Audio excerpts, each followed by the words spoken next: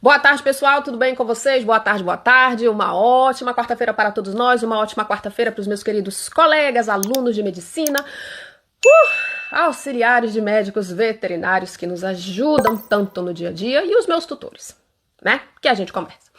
Bom, gente, como eu havia prometido para vocês, hoje nós vamos falar sobre um caso clínico meu, tá? De um gatinho de 8 anos de idade, ele é alemão, a sua tutora mora na Alemanha. O resumo da ópera é que ela queria saber o que estava acontecendo com o gato dela, já que o gatinho dela estava tendo manifestações clínicas dermatológicas e gastroentéricas, né? Aí eu peguei e falei, não, vamos conversar, vamos ver, né? Vamos ver exames e tudo mais, já tudo em alemão. Como é que lê aquilo?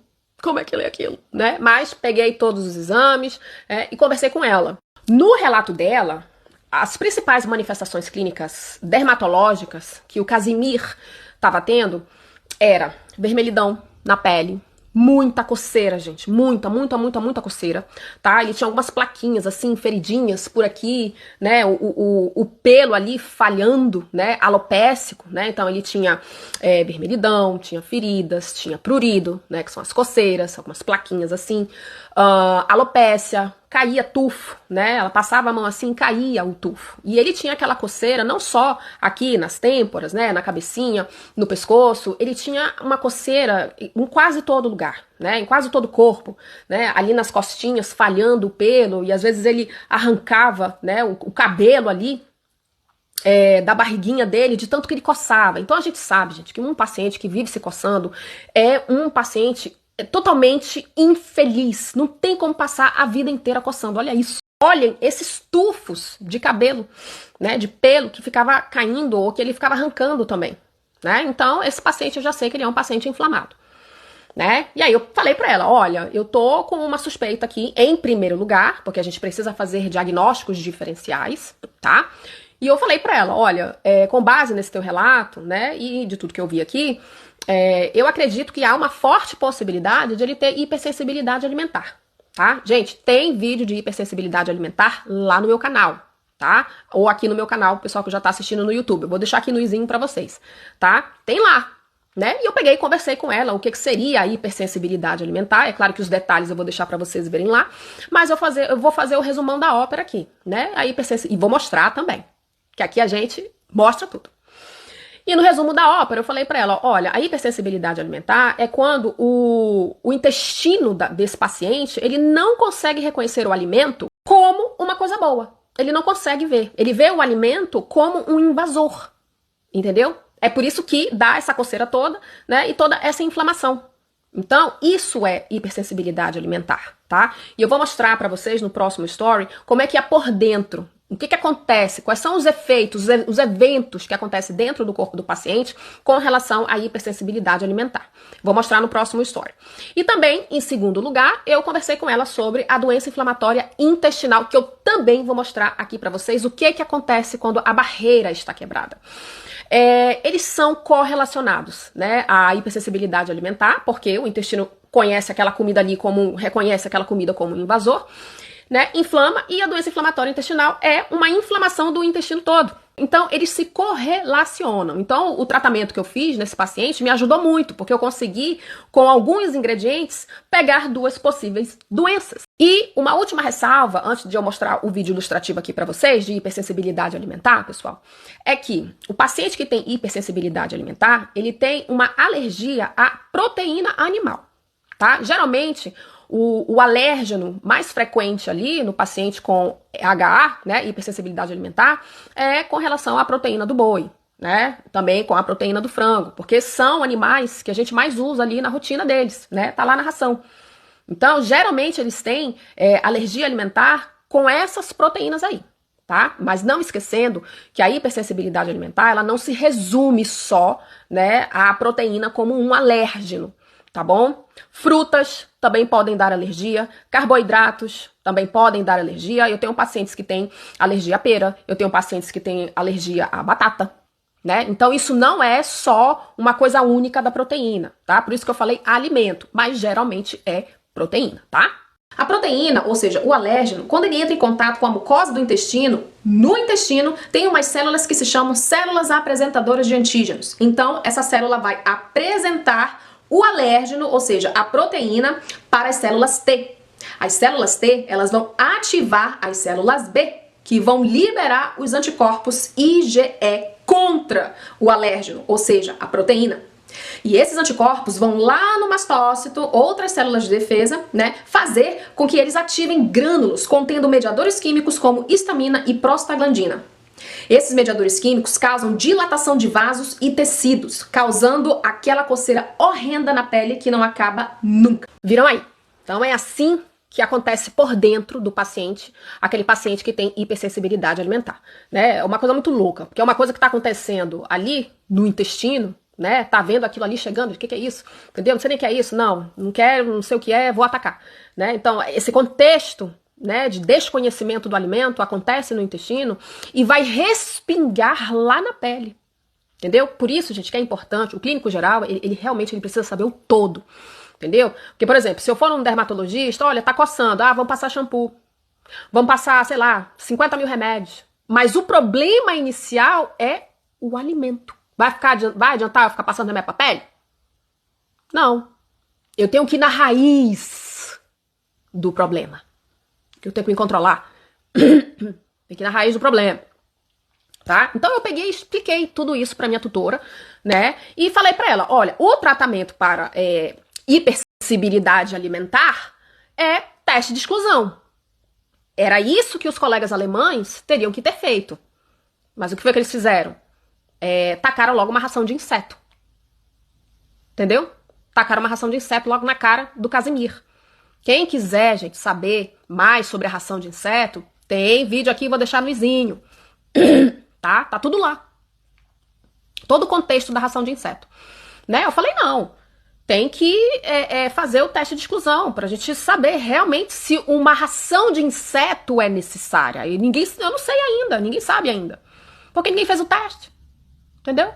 Aí eu falei pra ela, olha, o teste de exclusão a gente trata 3 semanas, proteína do boi, né? Continua coçando, né? Então, tenta nas próximas 3 semanas a proteína de frango. Continua coçando, vamos tentar de peixe. Continua coçando, vamos tentar de rã. Continua coçando, vamos tentar de cordeiro. Continua coçando, vamos tentar, sei lá, de dinossauro. Na proteína que parar de coçar, aí o que a gente faz? Volta pra proteína que coçava antes.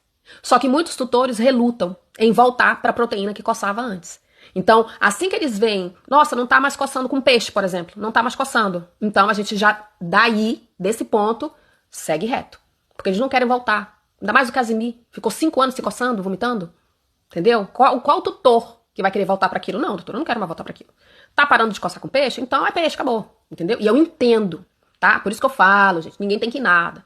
Né? Aqui, como médico veterinário, a gente fala Nárnia. O ideal é esse aqui. Não quero. Então, vamos fazer o que dá. Simples assim. Ninguém tem que ir nada. E aí eu falei pra ela, vamos tentar peixe, então? Porque, como geralmente as carnes inflamatórias, para um paciente que tem hipersensibilidade alimentar, geralmente é carne de boi e frango. Carne de boi e frango. Então, eu resolvi pegar e tentar o peixe. Falei pra ela que se não der certo com peixe, a gente vai tentar a carne de cordeiro. Não tá dando certo com a carne de cordeiro, ele continua a coçar, então a gente tenta a carne de rã. Não deu certo com rã? Vamos tentar de coelho. E assim sucessivamente, tá? Mas graças a Deus, deu certo com a ração de peixe. Depois, mais lá na frente, eu vou falar pra vocês. Então, assim, falei tudo isso aqui pra ela, né? Com relação à hipersensibilidade alimentar. E aí, também falei com relação à doença inflamatória intestinal.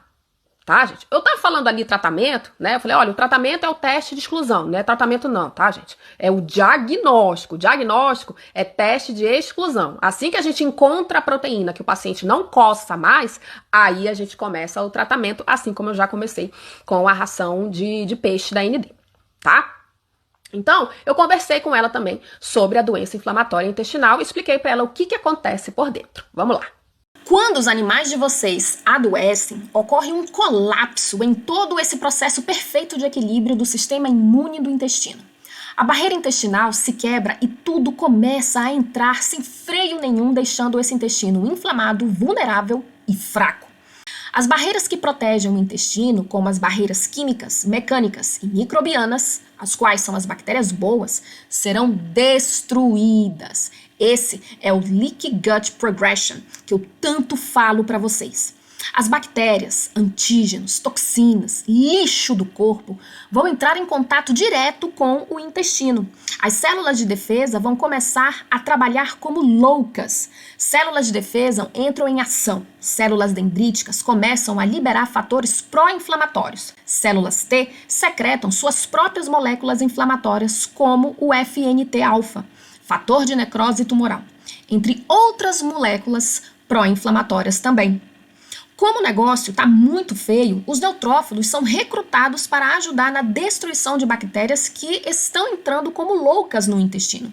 Ele destrói essas bactérias, se autodestruindo depois, deixando para trás enzimas saturantes de DNA, chamada de armadilha extracelular dos neutrófilos, ao qual tem a finalidade de conter e destruir bactérias, porém causa alguns danos nos tecidos adjacentes. Depois de toda essa guerra, onde houveram mortos e feridos, os macrófagos limpam o campo de batalha e, enfim, a paz começa a reinar novamente. A integridade do epitélio é restaurada através da substituição de células danificadas por células novas e saudáveis. Foi isso aqui que eu expliquei para ela com relação à doença inflamatória intestinal. Né, gente? Então vocês viram ali que quando eu falei que a hipersensibilidade alimentar e a doença inflamatória intestinal tem correlação, por quê? Porque a barreira intestinal das duas doenças é quebrada. O paciente tem desbiose. Então, elas são correlacionadas. Por isso que eu falei para ela, olha, em primeiro lugar tá a hipersensibilidade alimentar, por causa do contexto das manifestações clínicas que você está me falando, e eu não posso deixar de pensar na doença inflamatória intestinal também.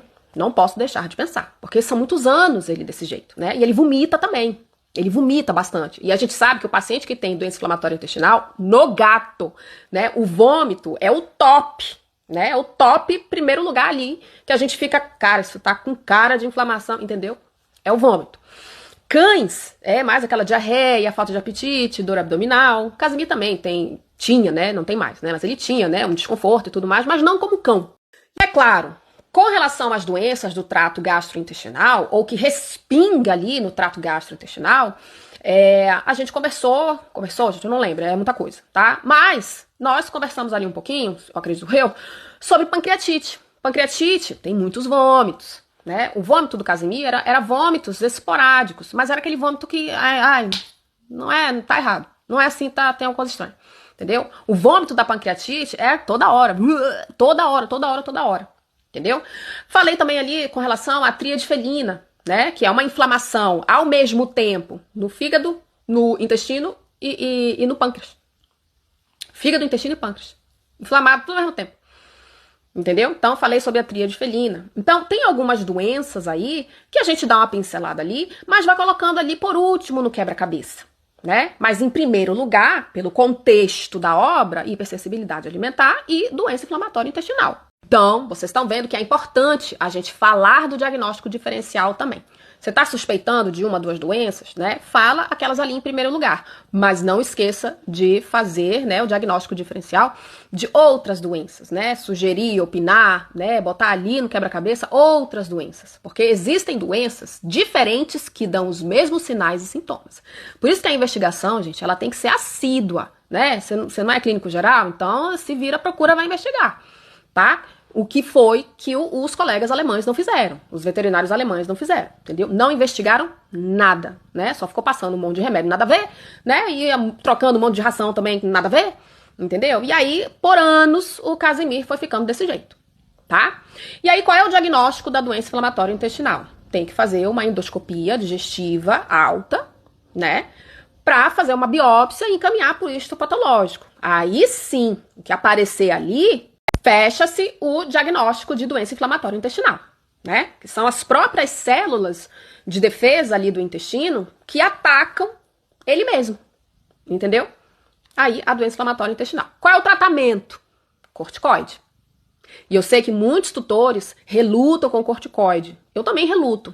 Só que eu não posso deixar de pensar, gente, que o corticoide não é a maldição da terra, tá? Eu tenho um paciente que se chama Pingo, nós conseguimos modular ele tem algum tipo de inflamação intestinal crônica ali, que ninguém também consegue descobrir, né? Que ele ficou 1 ano na modulação intestinal perfeito, não precisou de corticoide. Ele ficou só na modulação e na alimentação natural, calculada, balanceada e suplementada. Esse ano o negócio desarranjou tudo, que ele começou a defecar sangue. Aí eu falei pra tutora, olha, tem que entrar com corticoide, entendeu? Em algum momento tem que entrar com corticoide. Ele tá lindo, ele tá ótimo. Então, eu não posso demonizar o corticoide 100%, entendeu? Tem muita gente, muitos animais que estão vivos e tendo qualidade de vida por causa dos corticoides, entendeu? Então, não vamos demonizá-los. E eu sei, gente, porque eu passo na pele, tá? Eu tenho um bonitinho aqui que ele tem asma e o tratamento é corticoide, mas até agora eu não tô usando, porque eu tô conseguindo manejar de outras formas. Tá? Que nem com o Pingo. Conseguimos manejar a inflamação crônica que ele tem no intestino de outras formas, né? Modulação, alimentação. Só que vai chegar uma hora, cara, não tá dando, entendeu? Preciso de ajuda. E aí você tem que ceder. Aí você tem que usar o corticoide. Tá bom? Agora, gente, nos próximos stories eu vou mostrar pra vocês como é que tava o Casimir durante todos esses anos que ele tava mal, né? Não só do intestino, mas mal da pele também. A coceira sem fim, que é assim de dar dó. Tá? Acompanhe aí.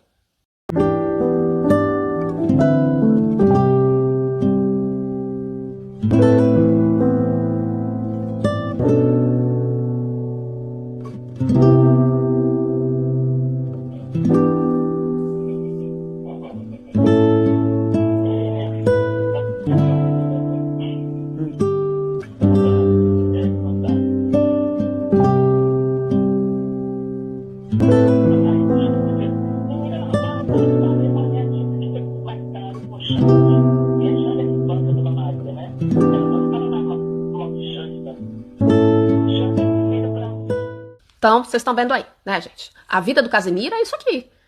Coceira 24 horas, né? Aí ia no médico veterinário, a tutora passou por 50 mil veterinários, né? E nenhum tava resolvendo durante muitos anos, né? Passando um monte de coisa, nada a ver. E a vida dele era essa aqui. Como é que um gato desse é feliz? Ele não tem como ser feliz, né? É um gato infeliz. A gente sabe que a gente precisa cuidar da saúde mental do gato, porque a gente não trata gato como cachorro. Cachorro é uma coisa, gato é outra, gente. É totalmente outro mundo. É isso que alguns médicos veterinários não conseguem entender. Entendeu? Então, assim, eu achei o tratamento dos colegas veterinários alemães muito distante, muito frio, entendeu? A cultura já é daquele jeito lá, fria. Aqui nos Estados Unidos também, gente. Aqui todo mundo é frio, se vira, o problema é teu, entendeu? Por aqui é assim. E aí, nós conversamos sobre a ração de inseto, porque a colega tinha passado a ração de inseto. Tipo, não sei o que é, vamos tacar uma ração de inseto porque é hipoalergênica. Né? Como se a ração, gente, hipoalergênica, fosse salvar a vida no planeta Terra. Às vezes não é assim, entendeu? Ah, tá coçando, tem manifestações clínicas gastrointestinais, o animal vive se coçando depois que come, não sei o que, uma coceira sem fim, vamos passar uma ração hipoalergênica. Beleza, para alguns vão funcionar, mas para outros não, entendeu? O Casimir trocou 70 mil vezes de ração, aí, não tá dando? Dá de inseto, que é a única proteína que ele nunca teve contato na vida. Ele entrou na ração de proteína de inseto, tá? Vou já falar aqui pra vocês da ração de inseto, mas tava coçando. Porque se não tivesse coçando e tivesse resolvido, a tutora não teria me procurado. Ou procurado outro colega, tá, gente? Tô falando aqui que eu sou a médica a mais bonita da Terra, não. Pelo amor de Jesus. Aqui é só uma médica veterinária indignada porque colegas americanos, alemães, brasileiros não estão fazendo o básico. O básico quando um paciente chega para você, entendeu? Um raspado, um exame, olhar para a cara do tutor, entendeu? Os futuros clínicos que me acompanham por aqui, olhem para a cara dos tutores de vocês, entendeu? Anotem, façam prontuário, ninguém está fazendo o básico, entendeu? Então, no caso dos colegas alemães, eles simplesmente tacaram uma ração de inseto e se vira. Larga aí, entendeu? Gente, a ração hipoalergênica, ela não é a salvação do planeta Terra, tá? Não é somente ela. Para alguns animais, ela vai funcionar? Vai funcionar. Vai salvar a vida daquele animal? Vai. Não estou demonizando a ração hipoalergênica. Mas para alguns pacientes, ela não vai funcionar. Como não funcionou para o Casimir. A ração de inseto, ela é hipoalergênica. Não funcionou. A ração vegana e vegetariana, ela é hipoalergênica, né? Ela é vegana e vegetariana porque tem alguns pacientes que eles não se aguentam com nenhuma proteína de origem animal. Então, você vai fazer ração vegana e vegetariana. Tem aqui no canal também. Entendeu?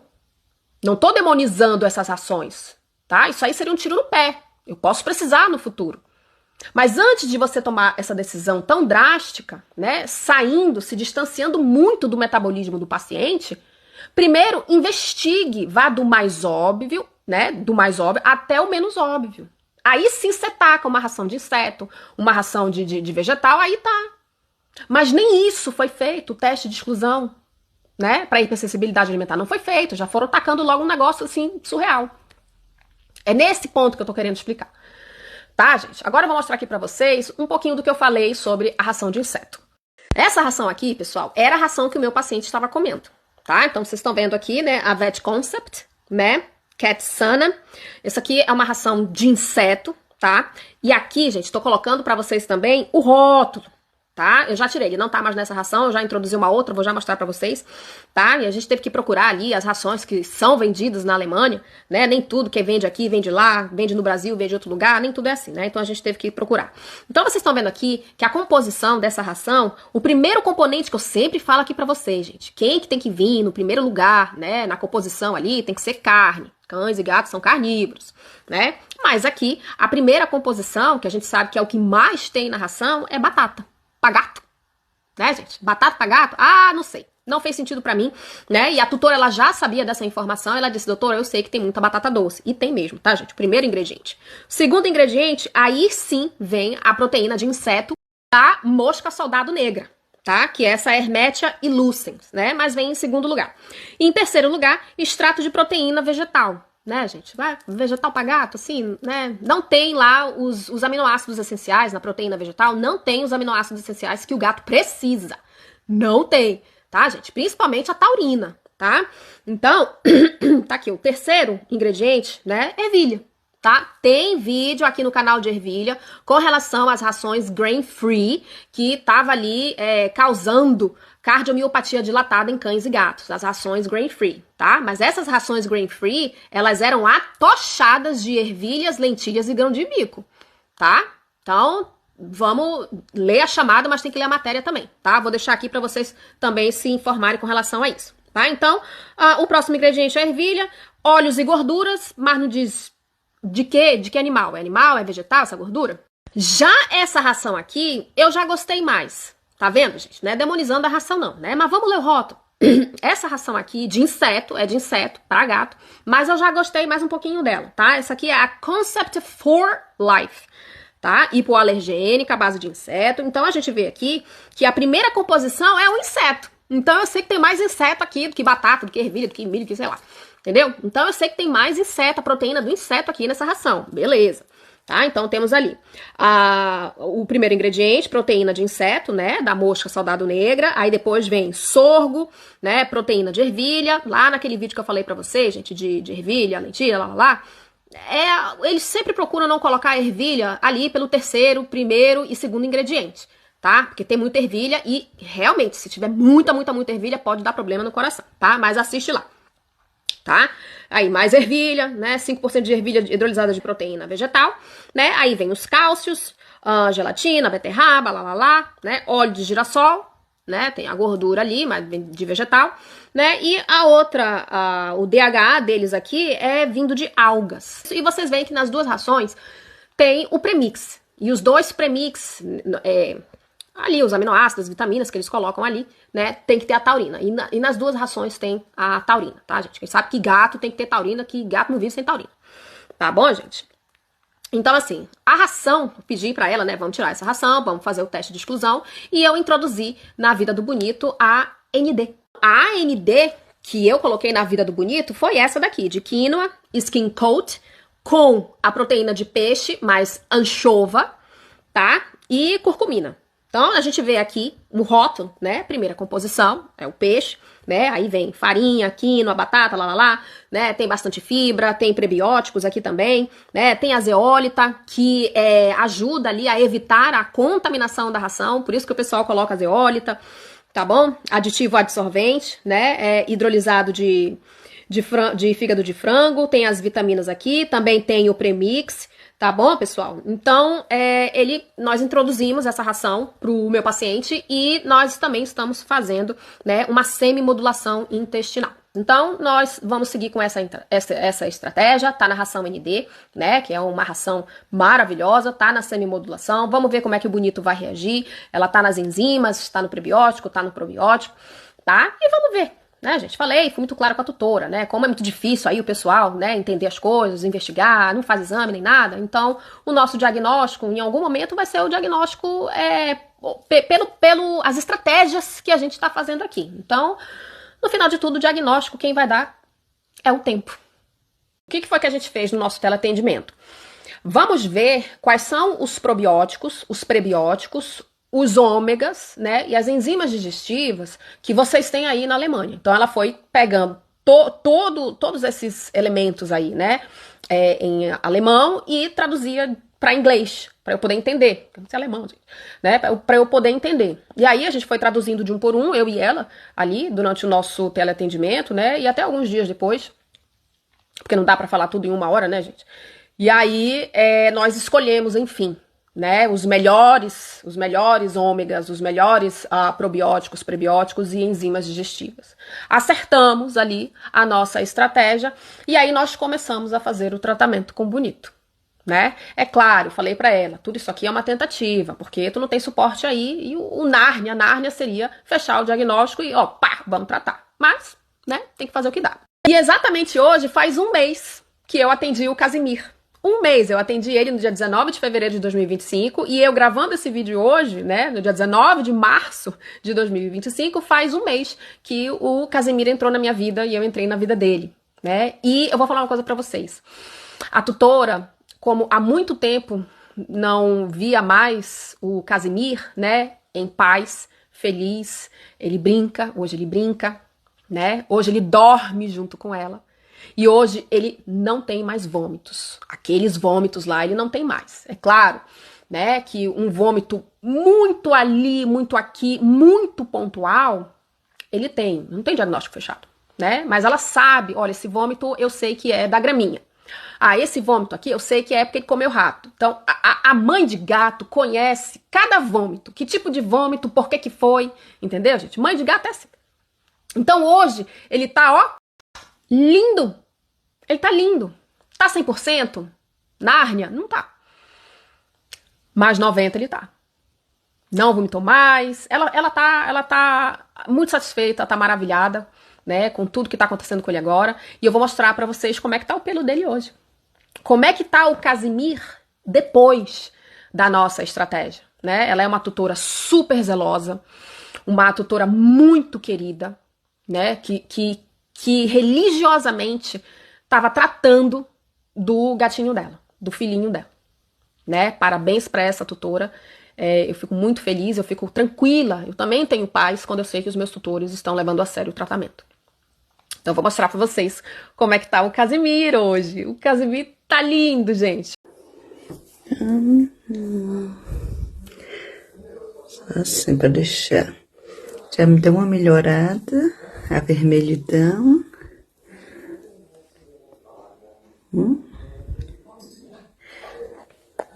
Já tá nascendo os pelinhos.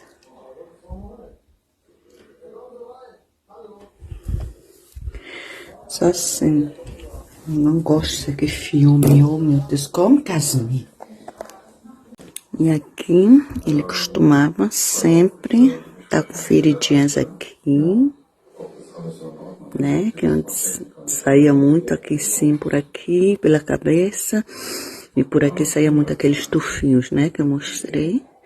Não tá saindo esses dias todos, não teve mais nenhum tufo. E aqui também, aquele... Laço mamacuca. Aqui embaixo, né? No queixinho também ele estava sempre ferido, com as feridinhas tá sem feridas. As feridas, eu não tô encontrando feridas, graças a Deus.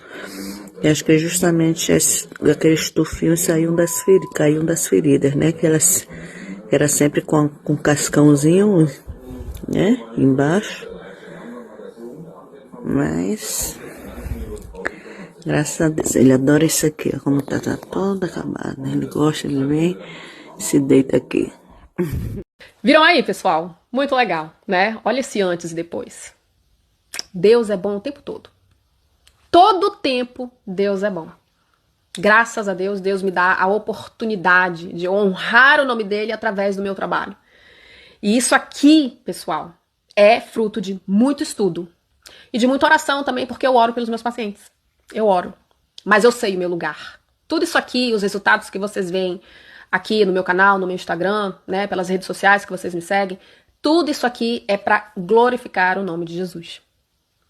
Entendeu? Porque ele é o médico dos médicos. E eu fico muito feliz porque eu consigo ajudar famílias. De tão longe eu consigo ajudar famílias no que está no meu alcance. Então é isso, pessoal. Espero que vocês tenham gostado da nossa conversinha de hoje. Eu e a tutora do Casimir, a gente continua em contato, tá? Porque a nossa empreitada aí, essa nossa jornada, ainda não acabou. Nós só estabilizamos o quadro clínico, tá? Mas a gente vai continuar nessa empreitada, nessa jornada juntas, tá bom? Um beijo pra vocês, espero que vocês tenham gostado. A gente se vê. Tchau!